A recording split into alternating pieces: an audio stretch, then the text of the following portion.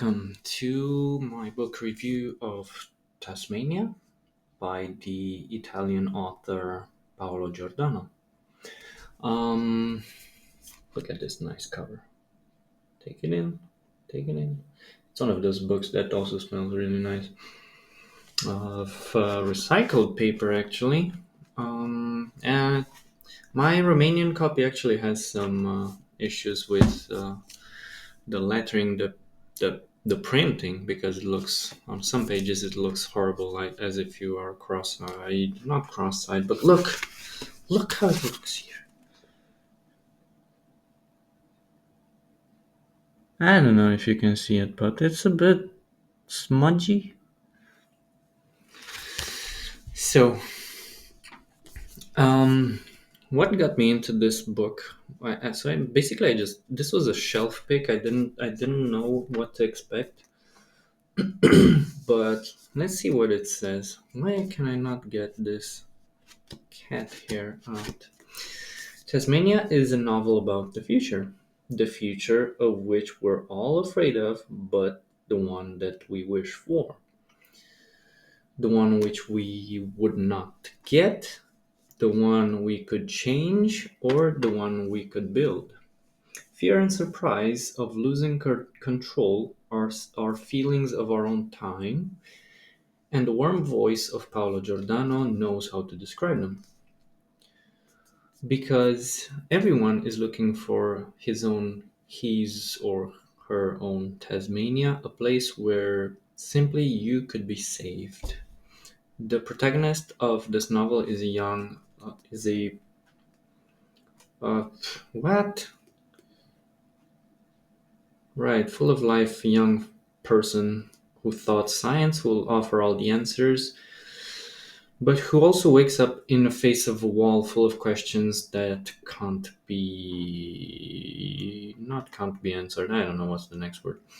All right, taking the lead from the great 20th century Italian writers, Paolo Giordano crosses the most interesting territories of the European novel from these years to reach in a place of his own, where he can where he can analyze the crisis that constitutes the core of this book, which is one of a couple and one of our planet. And then there's a quote by Corriere della Sera: Tasmania is a wonderful book, an important one, maybe the definitive novel about what's happening to us and what we cannot explain. Right, so this is what got me into it. It's right there in the middle, because everyone is looking for their own Tasmania, a place where you can simply and possibly be saved. So it's basically the idea of an island, the possibility of an island, and that's something that I'm looking for myself. And I'm gonna present the dust jackets in the meantime. That's him. He's quite handsome. Um, that's I think I like the idea, and in a way, I may have reached it myself. And if I need my own place to retreat, I might have where to go. Um, so that got me into the book, but actually, it's not really about that. So Tasmania, the island, is mentioned.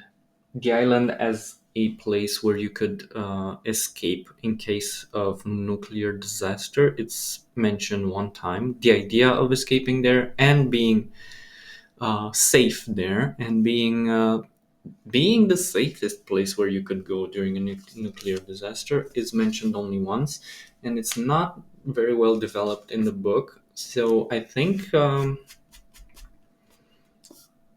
it wants to say something else if we're still focusing on this idea of finding your own place. And in a way, I did mention this in my Goodreads review that I took right after I finished reading the book. I gave it a 3, and I think it's enough for this book, because don't get me wrong, this was a nice read. but in a way, my expectations were different. And even though they didn't specifically talk about this refuge you could find, it was nice either way. So let's talk about what it actually is. So Tasmania is actually a what I would like to call social novel, and by social I mean I very much like the way Roger Waters. Don't worry, I don't like his politics. Fuck Roger Waters' politics. Um, the way he mentioned this about Pink Floyd's album Dark Side of the Moon, he said it's a social novel because it involves people. So, I mean, literally social. A people novel. A novel about people and their daily things and whatever happens to them. So, this is what I thought it's about. And basically, the protagonist is in a sort of predicament. He's in a sort of problematic relationship. He's also trying to write a book and he's struggling.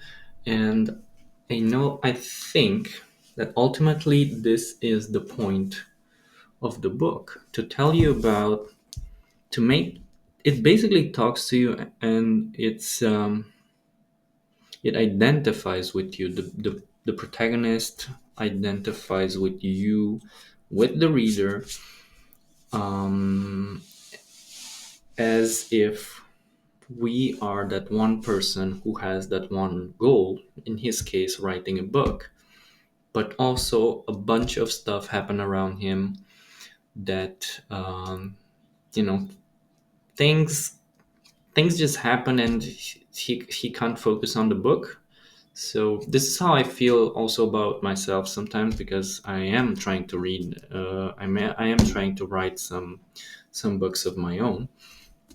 And yeah, it feels like it's, as a reader you can identify with this person who has a big project, an important project.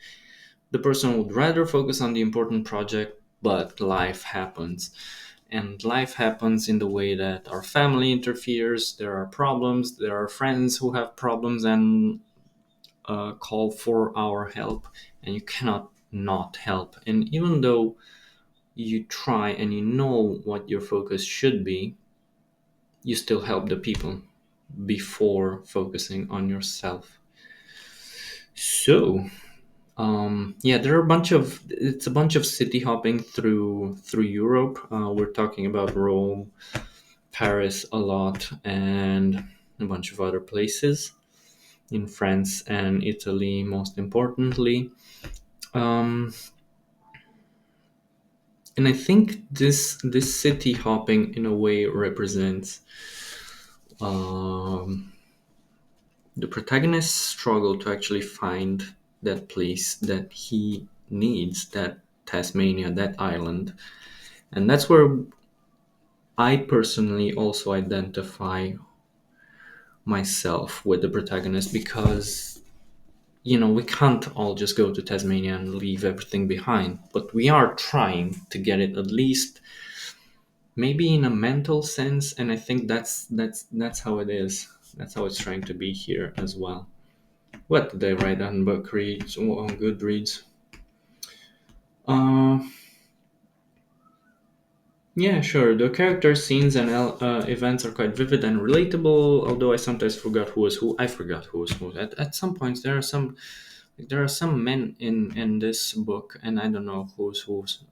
At one time, there's a father and a child, and many times I confuse myself who it is. Um, I do like how it ends in a way, because it sort of concludes this search for your island. It it concludes it in a realistic way, I guess. It means that you don't go to one place and stay there, but rather go where you feel like you need to go. Get the touch touch the things, talk to the talk to the people, and get that feedback. Let's call it feedback. Get that. For example, if you care for a cause, so in his case, he cares, and the book he's trying to write is a book on the atomic bomb, and he feels very strongly about this subject, and obviously this becomes his project, that most important project. And this is something that can happen to any of us. It doesn't, the subject doesn't matter. It's just that as soon as that idea pops up in your head and there's a project coming up, then you want to pursue that, and you cannot explain why. It's it's impossible. It's just something that you want to do, and this is explored and ultimately, concluded very well ultimately in at the end of the book. And I like that. And with his atomic bomb book, what he sort of the conclusion at which he arrives is that you need to go there and be present, not just be present, but talk to the people and touch base or touch hands or shake hands if your project involves people, let's say, or if it involves a place. You cannot just empathize and relate to something from a distance, but rather find your place, find your Tasmania temporarily, and get as close as possible to your subject, to that one thing that will help with your project. And yeah, that's the only way to move forward. Because yeah, he ultimately goes to Hiroshima and Nagasaki, and it feels like a proper ending to what he was trying to do. Now, oh yeah, yeah, I like this. I like what I wrote because I said. So this is the final part of my review. Ultimately, I think the point is not the possibility of an island, but rather the illusion of it, and how we may let ourselves follow the mirage even for a short-term escape. Right. Because yeah, this is basically what I said earlier. You cannot just go and escape, and it probably even doesn't matter because the fallout of our own lives will follow no matter where we try to escape. I think this is true. And the Tasmania we crave for, the island we crave for, the escape we crave for, is is can constantly move, and it's floating around us, and it can go where we go, so long as, I guess, so long as we don't lose touch with ourselves and with the project that we're working on. So I think that was good. Yeah, I think that was good, and I liked it. I don't like it enough to warrant a second read. With this book, I got in my head the idea that I don't really like to lend books to others. I just, once I buy a book, it will go on my library somewhere on a shelf. But with this book, I feel like I I have a new category of books, like read once and gift to others. Because I have books that I just read once and placed on my shelf, but this is one book that I would like others to read as well. I would not deny another person to read this book, and I would gladly take it off my shelf and give it to another person. So I think that says a lot about the book. It's good, and it reads very smoothly. It's really nice. If you get a chance, go over the blurb. I don't know, maybe go online on check some reviews. Some people gave it Okay, so there are 79 one-star reviews, 427 five-star. The most star, the right, the largest number of reviews, 1,466 gave 3 stars. So the average is 3.43, which is not bad. I think not bad. I think it's well deserved actually. I think I had some closing words and I'm just forgetting them right now. But yeah, I did say the shelves thing. I think that would be it. Do check it out, and if there's something here that go read the first,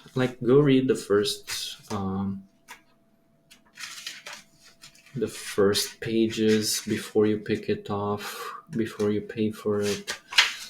I think I went through at least, like, you almost go, and the guy is important a bit because he participated in a conference.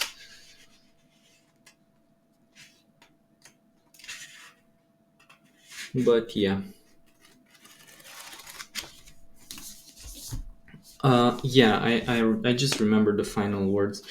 I didn't read anything about of his before, but I anticipate that. So the book ends.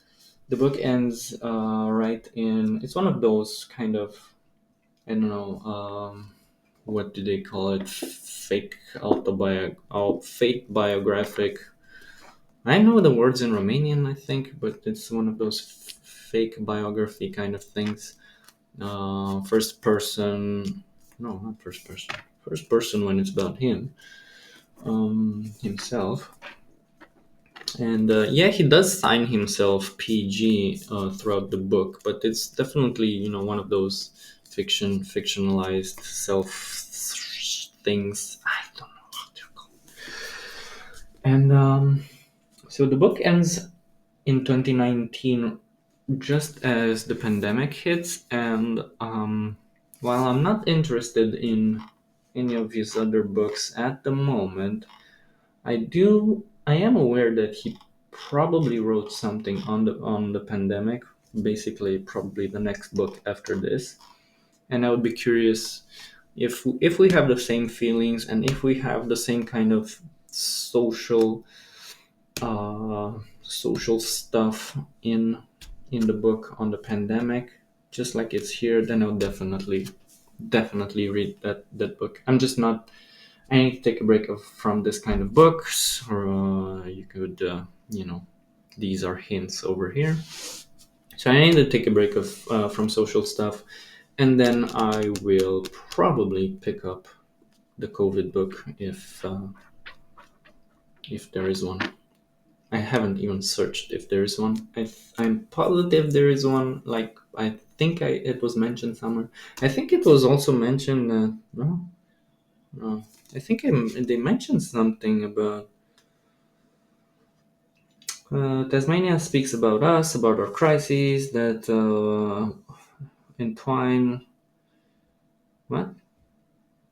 Oh yeah, our crises that entwine with the most devastating one of them all, the climate disaster. Well, none of the ones that can change anything seem to care about it truly. It's good that we could read a novel so deeply involved in its time, present, past, and maybe even future. Yeah, cool. So that was it. Have you read it? Let me know your thoughts. Let me know if I got it right. Let me know what your thoughts were on the book. And did I don't know, did I entice you to read it, or did I just I don't know, give a bad impression of the book, which wasn't my intention at all. I'd recommend you to read the book. So yeah, thanks for watching, and Even if you do read it later than when this video drops, do come back and let me know your thoughts on the book. Thanks. Cheers. And now for a touch of wisdom from our friend, Wisdom Raccoon.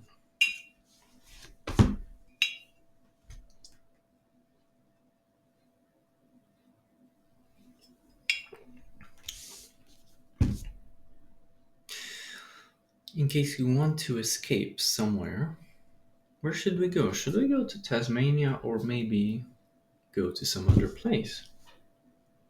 Wisdom Raccoon suggests, why go to Tasmania? It's boring and there are dangerous animals in there and Australians. If you really want an island, why not go to the Philippines?